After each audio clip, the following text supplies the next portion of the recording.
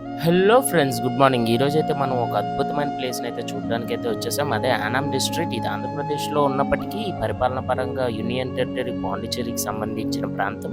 ఇది 1954లో మన ఇండియాలో విలీనమైంది.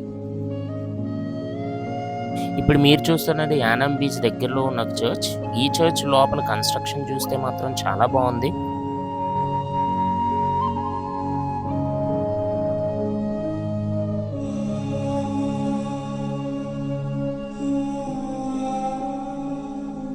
ఈ చర్చ్ పైన మనకి ఒక జీసస్ పెద్ద స్టాచ్యూ కూడా ఉంటుంది. అది కూడా చూడడానికైతే వెళ్ళిపోదాం.